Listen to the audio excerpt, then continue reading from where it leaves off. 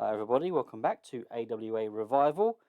It's 1991, April week 3. It's a Tuesday. We're not doing too well, are we? I call this AWA Revival, but we're not reviving it very well. We're going to have to make some changes. We'll do that after this show. We open with a new guy in the studio with John Tollis, Lee Marshall, and they open the show. A really poor rating of 25. I can't see us getting anything over 40 today. I really can't. Let's have a look. Let's see. We've got a gimmick change here for Lee Marshall. We already know it's poor because it says it there, but there we go. The first match, Dangerous Danny versus Roadblock, 25 rating. Danny Davis. Well, it is Danny Davis, but he's Dangerous Danny at the moment. He gets the win in 8 minutes 31 by pinfall. Got another gimmick change here for Roadblock. Very good. And then we have an angle. It's the news section with Ken Resnick at the helm. And then he introduces promos from Terry Funk, Scott Hall, Paul Orndorff, and Al Snow. The only thing to mention about this one really is Al Snow does sort of say about Dangerous Danny, I recognise you from somewhere. I know there's something about you. I've fought with you before. I've wrestled you before. I'm going to find out. I'm going to find out who you are. Rating of 33. Bam Bam Bigelow takes on Mando Guerrero in a 38 rated match. Decent reaction from the crowd, but terrible wrestling. Bigelow gets the win in 6 minutes 42 by pinfall with a military press slam. They have great chemistry, it says there. So if we got them both quite well over, might get something there. Then we've got an interview. Well, it's not an interview, it's a promo by Bob Backlund. And as I've said in some other saves, I may have mentioned it in this save as well. I imagine this promo really during Bigelow's match, and it comes up in the corner, and you've got Bigelow cutting a promo on. You've got Backlund cutting a promo on Bigelow. I previously have done these with the other wrestler not on screen, but then I thought if I'm doing it during their match, I mean the game doesn't simulate that, but if this promo is going on during their match, the other wrestler would be on screen. They're just not on screen together, I guess. But rating 43, we did get an angle, or we did get a segment above 40.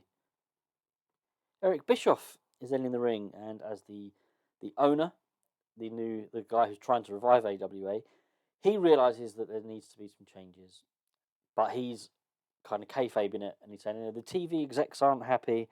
They're not happy with some of the guys that we've got in this company. They think they're too violent, whatever. He's making up all these excuses.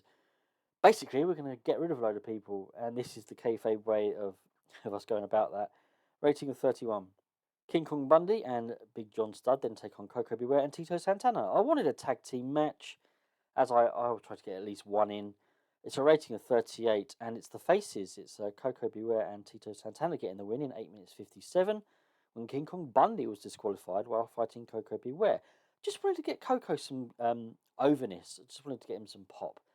And teaming him with Santana. Santana's story with Rick Rude is obviously null and void now because Rick Rude walked out on us last week. Rating of 38. John Tollis interviews Kevin Von Erich. Just a self-promo, but he also cuts a bit of a promo on his current nemesis, Scott Hall. Rating of 30. We still have only had one segment above 40. Kevin Von Erich invented a new catchphrase that will boost his ability on the microphone. Oh, that's good. Billy Jack Haynes and Ricky Steamboat. Oh, 48. Oh, getting better. I'm taking the mickey out of my own game here, out of my own save. I'm taking the mickey out of my own ability to get a decent card. Well, good heat and decent wrestling. Steamboat beat Billy Jack Haynes in 13 minutes 45 by pinfall with a diving crossbody. This was just to end this story. We're ending it early because we're going to get rid of Billy Jack Haynes. He's one of the guys who is going. Then we've got a taped segment of Mike Shaw. It's a menacing sort of music vignette, sort of to promote his debut. I was just running out of ideas. I mean, I don't know what to do with this roster now, and we're going to be cutting it, and we're going to try and, I don't know, somehow bring some more people in. We've got no money, but we're just going to have to try and do what we can do. So yeah, I knew this would be a really bad rating, but it's not far off what we've already had. 28. His gimmick, adequate. Okay. Rick Martel then cuts a pre-match promo where he'll be taking on Bob Orton.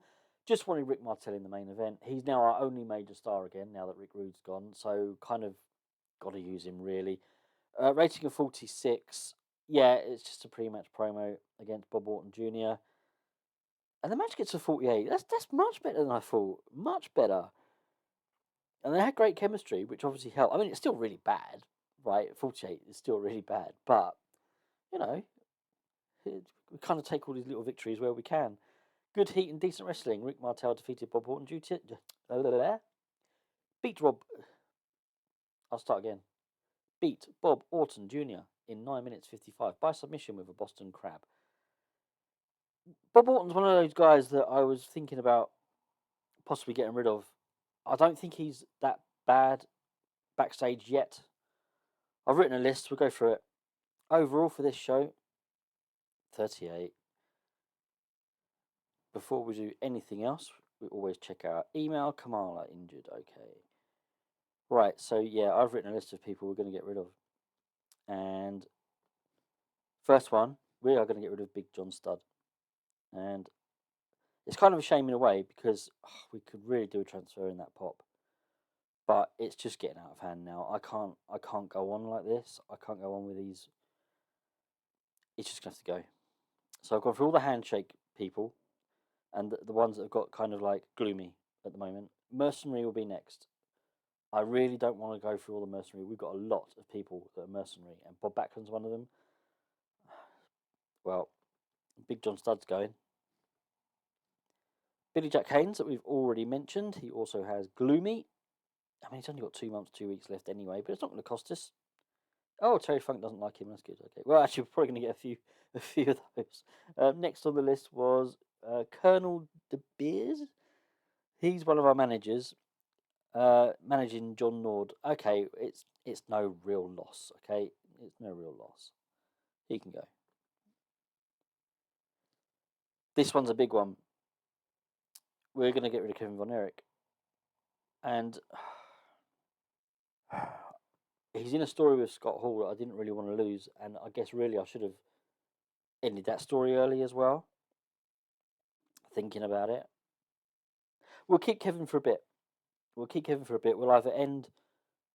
What have we got planned for the pay-per-view? I can't remember. I've not got my notebook with me. I should always have my notebook with me.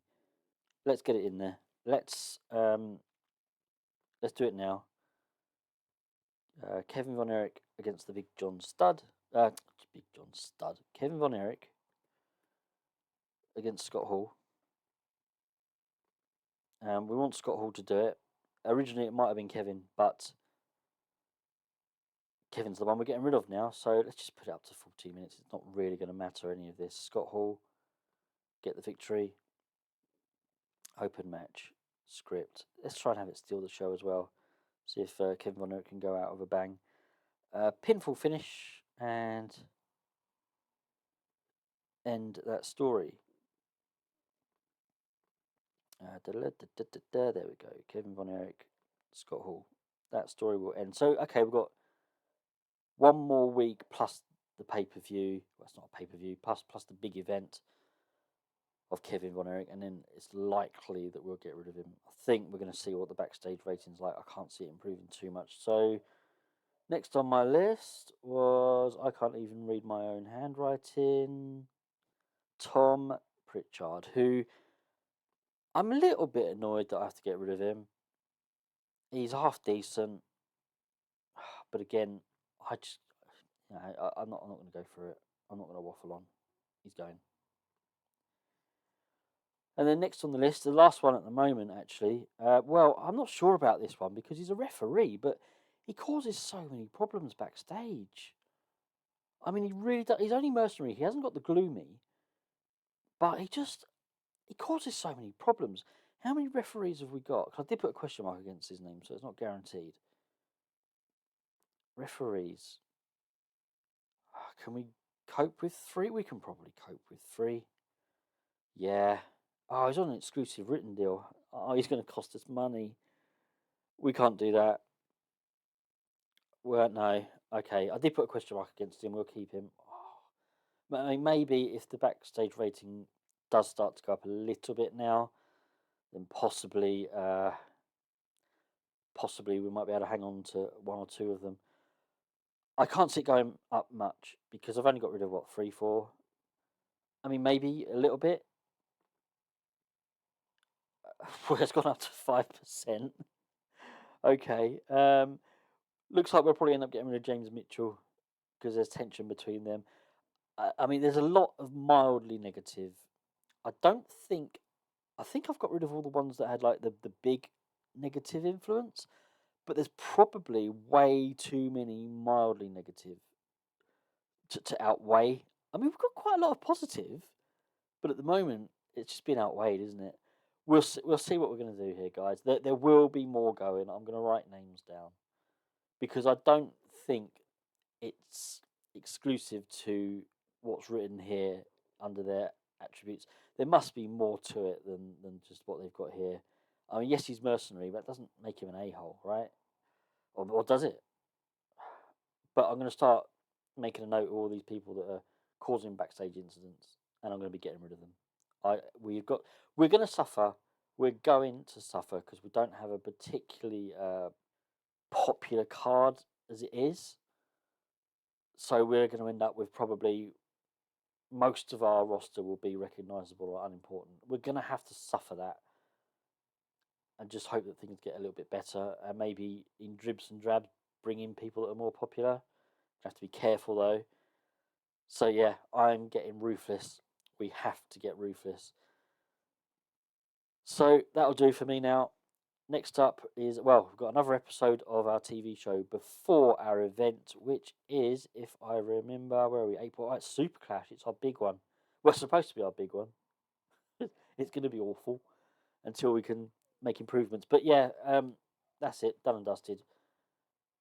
Stick with it, guys. If anything, I hope I'm at least giving you a laugh with this series. Don't forget, I have lots of other series. Now, I've got 3 other series at the moment. I can't believe how I'm crazy. I am actually crazy. I was talking to someone the other day and I said, I can't actually play TEW now unless I'm doing it on YouTube. If I have a private game now, I'm worried that I'll book the best stuff I've ever done on this game and no one will see it. So keep with it, guys. Take care of yourselves, and I'll see you all again soon. Goodbye.